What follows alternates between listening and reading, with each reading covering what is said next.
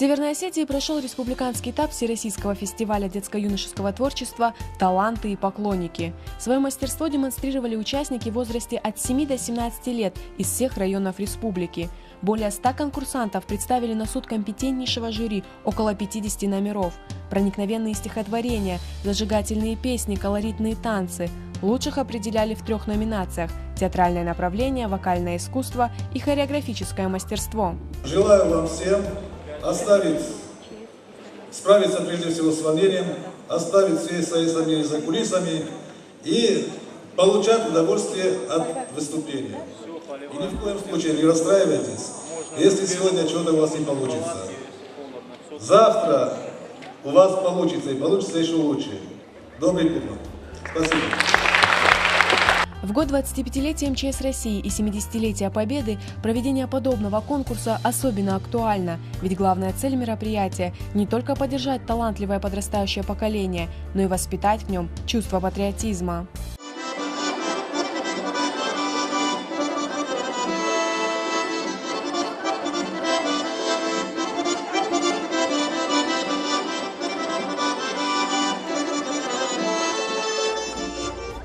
Свое мастерство участники фестиваля демонстрировали в течение практически целого дня, а начали они, получив слова напутствия от организаторов. В Северной Осетии ими выступили Главное управление МЧС России по Республике Северная Осетия Алания, Республиканское министерство науки и образования и Североосетинское отделение Всероссийского добровольного пожарного общества.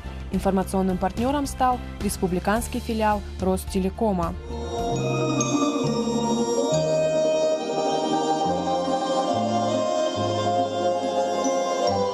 Оценивало конкурсантов строгое жюри, в составе которого были заслуженные артисты и деятели культуры Северной Осетии и педагоги дополнительного образования во главе с солисткой Государственного эстрадного национального оркестра имени Кима Суанова, заслуженной артисткой республики Залиной Дзахоевой.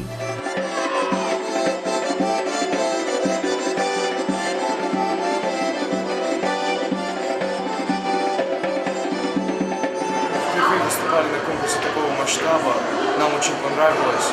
Мы чувствовали энергетику зала, судя по реакции, им очень понравилось. Мы старались максимально завести зал. Да.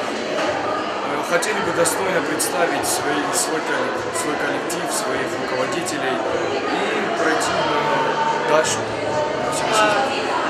в следующий этап. Конкурсная программа началась с хореографической номинации. Зажигательные кавказские танцы не менее яркие и бальные. Каждое выступление – уникальный хореографический номер.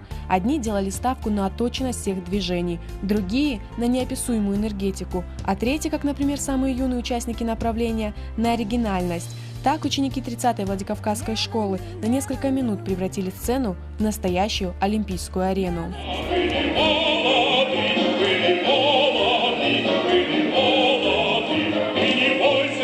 Самым популярным оказалось вокальное направление. В нем состязалось около 30 конкурсантов. Были как сольные исполнения, так и хоровые. Проникновенный Алеша, патриотическая Россия и всеми любимая «Ты же выжил, солдат». Акцент в основном делался на военные песни, но это нисколько не облегчило задачу для участников, а даже наоборот, усложнило, ведь слишком дороги эти мелодии для нашего народа.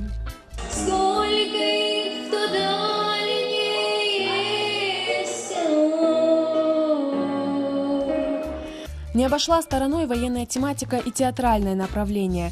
Перед жюри то и дело всплывали сцены из опаленных 40-х. Казалось, выбрать победителя будет невозможно. Участники не просто читали, они на сцене переживали все то, о чем говорили. Несмотря на высокий уровень подготовки чтецов, когда на сцену вышла совсем юная Лиза Хаблиева, замерли все. Чулочки, прочтенные первоклассницей, в равнодушном зале не оставили никого. Но прозвучал вдруг голос детский, наивный, чистый и живой. Чулочки тоже снять мне, дядя! Перед членами жюри стояла непростая задача – определить лучших в каждом направлении. Споря, отстаивая, подсчитывая, определяли победителей. А в это время фестиваль, в прямом смысле этого слова, вышел за пределы зала Республиканского дворца детского творчества. Уже не соревнуясь, а просто получая удовольствие от любимого занятия, конкурсанты пустились в пляс прямо на улице. Не удержались и сотрудники специализированной пожарно-спасательной части. А как тут устоишь на месте? Да и преемственность поколений – дело тоже важное. Возле дворца, кстати, было не менее интересно, чем в зале. Самая современная пожарная техника, новое оборудование и настоящая полевая кухня, которая и настроение создала, и всех желающих накормила. Мы первый раз приехали в город, на большую сцену. Конечно, волнение было, мы не скроем, но так все прошло безупречно, и поддержка зала нам дала огромную, немыслимую, не знаю, поддержку. И вроде бы уже спал накал состязаний, но волнение не отпускало. Каждый конкурсант приложил максимум усилий, чтобы именно его признали лучшим. Но конкурс есть конкурс. Церемония награждения началась со специальных призов, которые подготовил республиканский филиал Ростелекома. За художественную выразительность и актерское мастерство были награждены Эвелина Тандельян и Валерий Плиев. Мальчик, кстати, воспитанник Центра дистанционного образования детей-инвалидов, участвовал в фестивале наравне с остальными.